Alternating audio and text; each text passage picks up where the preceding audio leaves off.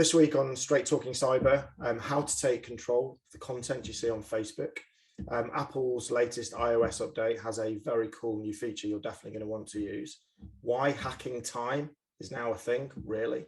And Apple's latest update is bad news for 2 billion WhatsApp users, and we'll explain why. So I guess a good place to start is one of the big news pieces for this week, which is iOS 15.2 is getting quite a lot closer. We already know this is coming with a feature some people might not like, which is the child safety feature, which is on the client side, potentially breaking encryption or theoretically breaking encryption on iPhones. But there are some really cool privacy features that are coming up as well. This is all about mail, isn't it? And the fact that you can once and for all stop marketeers kind of harvesting email addresses and then blitzing you with spam every time you send an email to any business anywhere. Yeah, absolutely. And it's a really cool setting because hide your email has already been out since the launch of iOS 15. So when you're on a website and you're buying something, you can now actually hide your email from that marketer who will often collect it and send you spam when you don't want it. Now there's a really cool feature within the app. So if you go to your mail app and you go to the BCC field, you can actually see in the from field, if you press it, a hide my email option. So basically when you email someone, your email will come up as something different, which is again useful when you're emailing people you won't necessarily want to keep that address or pass it on to others. And the important thing here is ease of use, because hiding your email like this isn't a new thing. It's been available as something if you want to use a third-party application. Firefox now has a mail relay feature built in, but this just makes it for an iPhone user. This just makes it so easy, and that's important, isn't it? Yeah, definitely. And that's the thing that Apple does really, really well with privacy is it makes things easy to use. It makes them obvious to use. And just a couple of clicks away is an option to really improve your privacy, which makes people use these features. If they're not difficult to pick up on and to do, then you get into the habit of it, don't you? And everyone, as we know, we always say iPhones are very intuitive devices. It is getting a little bit more difficult to secure them and make them private, but there are a few steps you can take.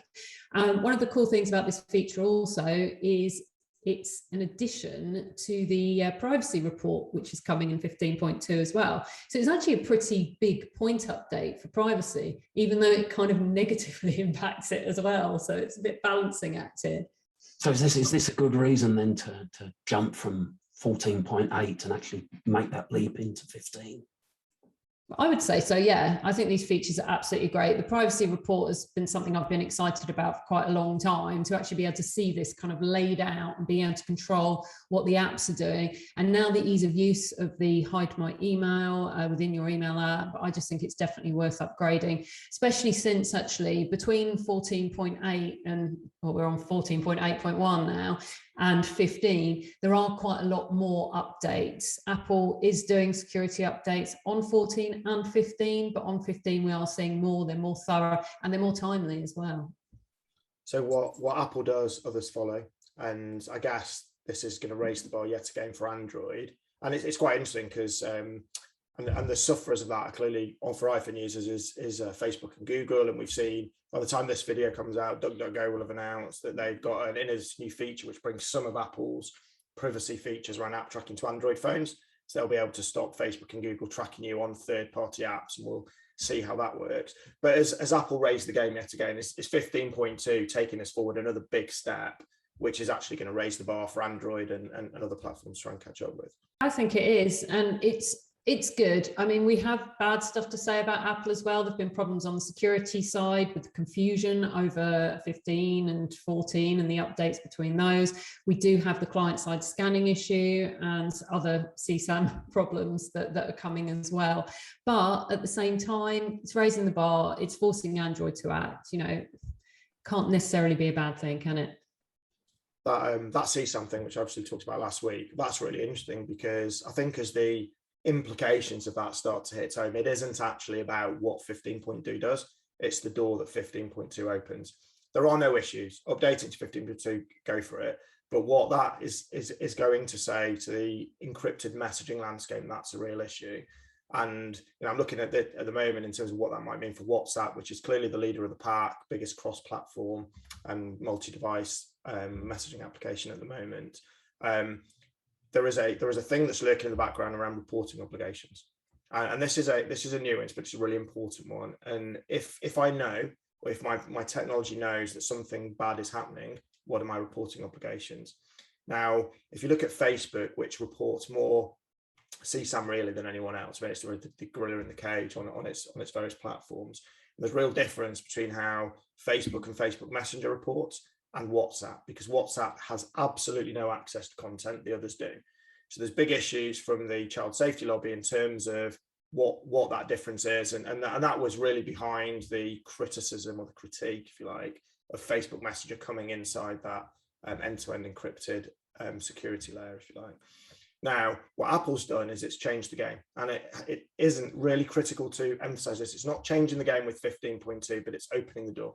What it's saying is we don't need to read your content. We have technology that on an automated fashion can work out if there's something we should know about. Now, I posed the question last week, and I think this is going to reverberate across other platforms. If my technology knows that a child is sending or receiving explicit imagery, what's my reporting obligation? How can I argue that I don't have an obligation to flag that and inform somebody? If my technology knows, let's push it forward, that a 14-year-old is looking at radicalizing terrorism imagery, or is looking at self-harm or something akin to that, what are my reporting obligations? And I think that's a really hard argument to play, because Apple's going to be sitting there with the technology going, yeah, all right, I knew. Yeah, we knew that this 14-year-old was receiving a litany of explicit imagery for 2 years. We did nothing. That's difficult, right? Yeah, is there even a way to balance this? That's the question, really, isn't it? Because regulators have been talking about this for such a long time, and there's pressure on both sides from the lobbyists and from the regulators. Where is that middle ground between, ensuring children are safe, ensuring that terrorists are caught before they act in the cases where we can, and actually ensuring privacy as well, and keeping these apps private and secure as they are now? Absolutely. I'm not saying that it's a bad thing to report if there's issues. I'm saying that let's call it what it is. If you're going to open this door, you're opening this door. Let's not pretend it's anything else, because where does this go over the next 2 to 3 years? We know that end-to-end encryption is already under fire. What Apple's doing is offering something that is a bit of a balance.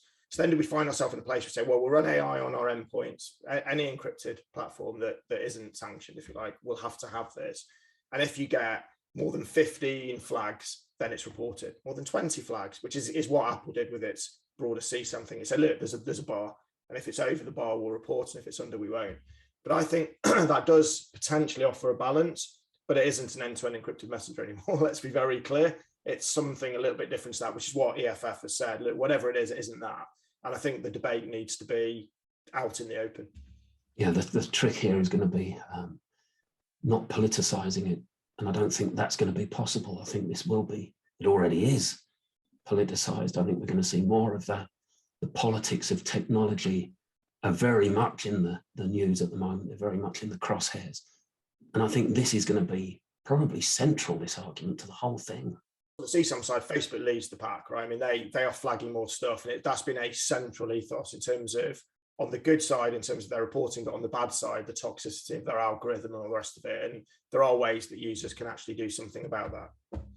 Yeah, that's right. And one of the biggest points of contention about Facebook's algorithm is the fact that it serves you this very inflammatory content, which then engages you, because this is all about engagement. And that happens through Facebook groups. And it's Facebook groups that kind of have this content that will drive you to more and more extreme places a lot of the time. Now, you probably noticed that over the years, if you've got a Facebook account, I know not all of us here do, or we don't all use it, Facebook has been, rather than giving you your friends, family updates, people's having kids and all lovely, weddings, that sort of thing, it's actually just pushing groups instead. And you're like, where's my timeline gone? A lot of people have complained about this over the years. That's because the algorithm is pushing content in a different way. There is actually a setting on Facebook that a lot of people won't know about, and that's in your privacy settings. And you can actually go into newsfeed there, and you can choose which friends you see updates from on your timeline. So it gives you a lot more control. It doesn't give you complete control over Facebook, but it does kind of take away that just group content that's pushed to you. I think we also need to ask, why is the algorithm doing this? Why is it pushing group content at us rather than the content from our friends and colleagues? Is this for our benefit, or is it for Facebook's benefit? Of course it's for Facebook's benefit. I mean, it keeps people on the platform. People are engaged more with this more extreme content, stuff that makes them angry. They stay on Facebook longer. They see more ads. Facebook makes more money. I mean, it's the business model. It's toxic and it's not great, but you can take back some controls over your privacy and what you see. This is fundamental. We talked about it last week. Ultimately, and this is the whistleblower thing and everything else, the algorithm that underpins Facebook is about engagement. It rewards engagement. So it will find things that engage, and it will be different for different people. But clearly, when it's a toxic theme, lots of people get engaged and they doom scroll and they can't lift their eyes away. The algorithm loves that, and so it feeds you more. And then this plays into, you talked about the metaverse last week, Kate, and the privacy implications there. But ultimately, users having to go in and tweak settings to stop a toxic flow of poison on their phone or on that's not right. And that's a fundamental, complete philosophical change in terms of how the platform operates that no tweak settings is going to resolve.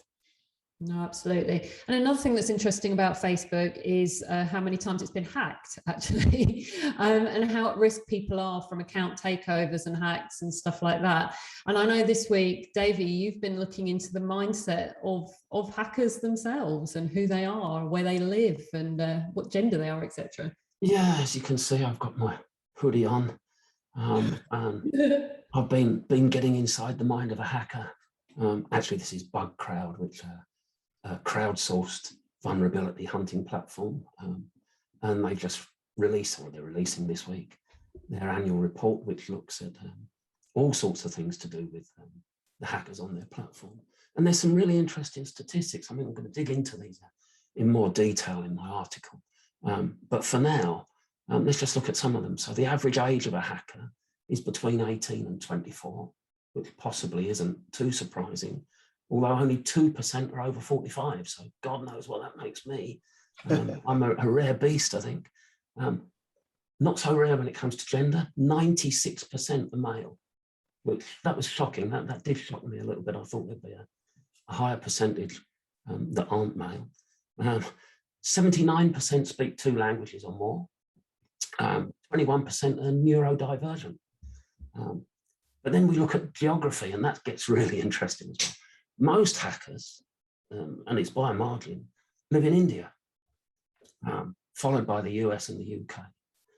But most bug bounties go to hackers in India. 32% of the bug bounties go to hackers living in India, but 79% of those bug bounties are being paid by companies in the US. I guess that's surprising, and then I guess things will factor into that cost of living, the value of a bug bounty, whether you can make a living in India off bug bounties, where in the US maybe you can't, just because of relative cost of living. But we know from our own experience that a lot of the stuff that we report on, when it is bugs that have been found, the white hats that we've found are in India, right? Correct, and there's no doubt that the economics of it come into play, which leads me into another report that I've been looking at, this time from Digital Shadows, that have been looking at the vulnerability market. Again, very briefly here, because I've got to dig into this large report. But what interested me here was the obvious impact that ransomware as a threat has had on the vulnerability market. I mean that from the profits that are being made by the organized criminal gangs that are behind the successful ransomware attacks. And they're leading to the prices of O-Day, 0-day vulnerabilities shooting through the roof, to the point where Digital Shadows have done their research, and they found cybercriminal forums where people are seriously chatting about charging and paying $10 million for one vulnerability.